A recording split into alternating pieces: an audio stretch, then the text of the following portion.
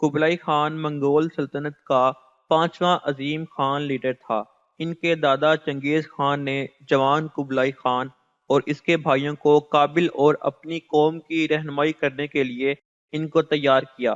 قبلائی خان نے جوانی میں ہی گھڑ سواری اور تیر اندازی میں مہارت حاصل کی۔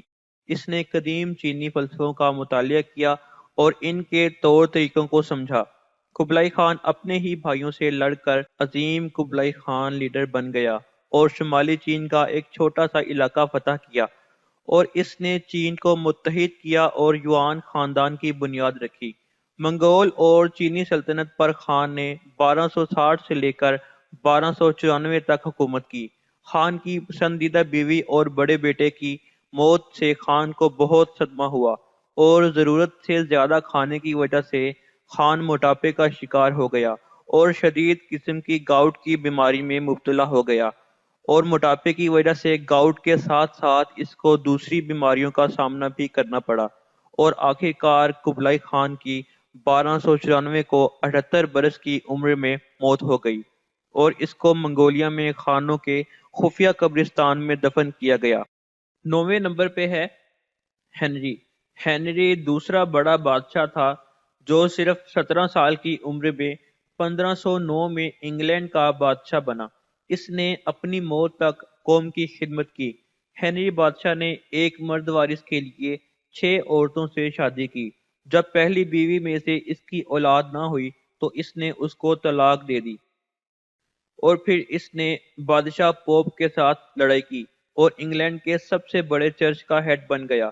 16ویں صدی میں ہنری کو ٹانگ پر انفیکشن ہوئی، جس کی وجہ سے ہنری کو ٹانگ پر خطرناک قسم کا السر ہو گیا اور ہنری چلنے کے قابل نہ رہا، اور زیادہ کھانے کی وجہ سے ہنری موٹاپے کا شکار ہو گیا۔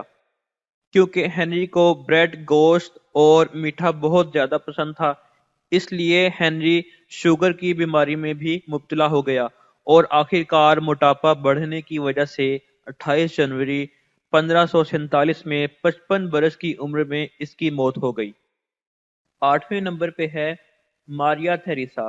ماریا تھیریسا نے 1740 سے 1780 تک آسٹریا پر حکومت کی۔ انہوں نے اپنے 40 سالہ دور حکومت کا آغاز اس وقت کیا جب ان کے والد شہنشاہ چارلس کی وفات ہوئی۔ ماریا تھیریسا اپنے خاندان کی واحد فیمیل حکمران تھیں۔ وہ آسٹریا اور ٹرانسلوینیا سمیت تقریباً 12 قوموں کی ملکہ تھیں۔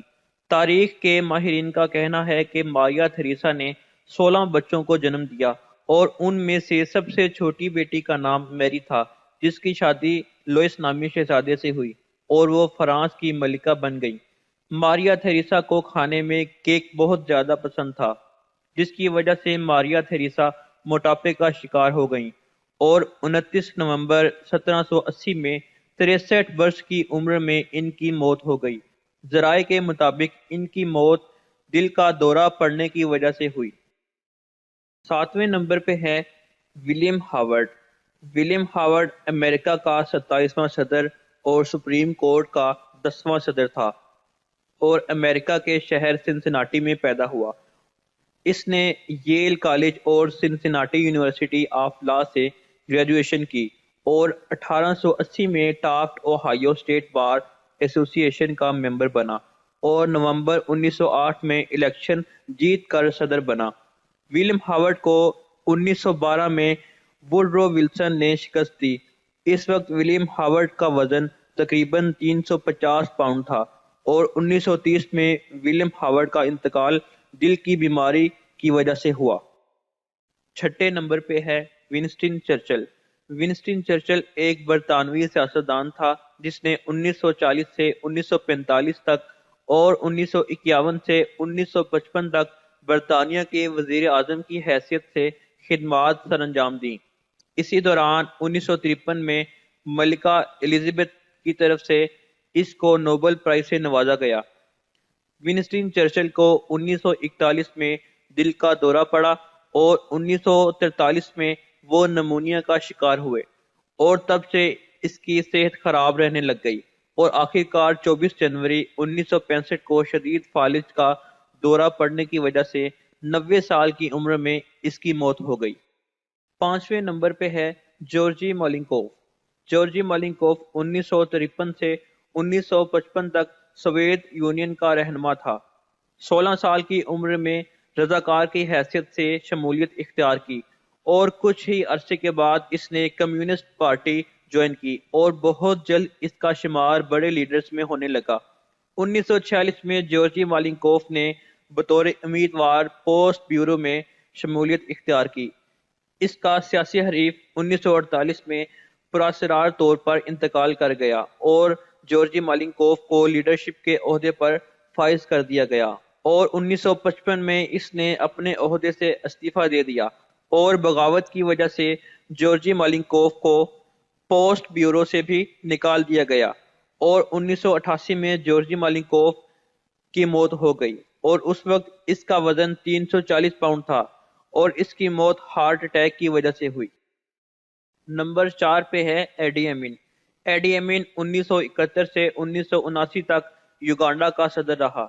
انسانوں پر ظلم اور وحشیانہ جرائم کی بنا پر تاریخ نے اس کو مہلک ترین آمروں میں شامل کیا۔ 3 سال تک ایڈی امین فوج میں رہا اور 1971 میں اس نے یوگانڈا کے رہنما کا تختہ پلٹ دیا اور خود کو صدر قرار دے دیا۔ اپنے 8 سالہ دور اقتدار میں ایڈی امین نے غیر قانونی عدالتی قتل اور 1.5 لاکھ لوگوں کی نسل کشی کی۔ ایڈی امین نے شاہانہ طور پر زندگی گزاری جبکہ اس کے لوگوں کو بہت مشکلات اور برے حالات کا سامنا کرنا پڑا اور آخرکار 1979 میں اس کا تختہ الٹنے کے بعد یہ یوگانڈا سے فرار ہو گیا اور سعودی عرب میں جا کر پناہ لی اور زیادہ عیش و عشرت کی زندگی کی وجہ سے موٹاپے کا شکار ہو گیا اور آخرکار 2003 میں 78 سال کی عمر میں گردے کی خرابی کی وجہ سے اس کی موت ہو گئی۔ نمبر 3 پہ ہے لورنٹ کابیلا۔ لورنٹ کابیلا کانگو کا تیسرا صدر تھا۔ اس نے کانگو بحران کے دوران بغاوت کرنے کے لیے فوج کو تربیت دی لیکن یہ بغاوت ناکام رہی۔ اسی دوران قاتل جوزف موہوٹو 1965 میں ملک کا صدر بن گیا۔ 1967 میں کابیلا نے پیپلز انقلابی پارٹی کی بنیاد رکھی۔ اس نے بھتہ خوری اور ڈکیتی کے ذریعے 2 سال تک بہت زیادہ دولت اکٹھی کی۔ اگرچہ کابیلا کو 1988 میں مردہ سمجھا گیا اور اسی سے فائدہ اٹھاتے ہوئے کابیلا نے 1997 میں موہوٹو کا تختہ پلٹ دیا اور 2001 تک اقتدار میں رہا اور ظلم و جبر کی بنا پر اس کو دوسرا موہوٹو کہا جاتا تھا اور 61 سال کی عمر میں اس کے اپنے ہی باڈی گارڈ نے اس کو قتل کر دیا۔ اس وقت اس کا وزن 308 پاؤنڈ تھا۔ نمبر 2 پہ ہے Kim Jong Un. Kim Jong Un 2011 میں شمالی کوریا کا آمرانہ سپریم لیڈر رہا اور اپنے والد اور دادا کے نقش قدم پر چل نکلا۔ جب اس نے آمریت سنبھالی تو کم جونگ ان نے شمالی کوریا کے بہت سارے اعلیٰ عہدیداروں کو اریسٹ کیا اور ان کو پھانسی دی۔ سائبر جنگ اور انسانی حقوق کی پامالیوں کی بدنام زمانہ میراث قائم کی۔ بھاری تمباکو نوشی کرنے کی وجہ سے یہ ہائی بلڈ پریشر اور شوگر کے مرض میں مبتلا ہو گیا اور اپنی 5 سالہ حکومت کے دوران اس نے 30 کلو چربی بڑھائی جس کی وجہ سے اس کا وزن 290 پاؤنڈ ہو گیا۔ پہلے نمبر پہ ہے ابو عبد الباری۔ ابو عبد الباری موصل کا مفتی تھا اور یہ ISI کا بااثر رہنما تھا اور اس نے مصر میں ہونے والے دھماکوں کی ذمہ داری قبول کی اور اشتعال انگیز تقریروں کی وجہ سے اس کو 2020 میں گرفتار کر لیا گیا اور حیرت کی بات یہ ہے کہ جب اس کو اریسٹ کیا گیا تو تب اس کا وزن 560 پاؤنڈ تھا جس کی وجہ سے پولیس کار میں پورے نہ آنے کی وجہ سے اس کے لیے ٹرک منگوایا گیا۔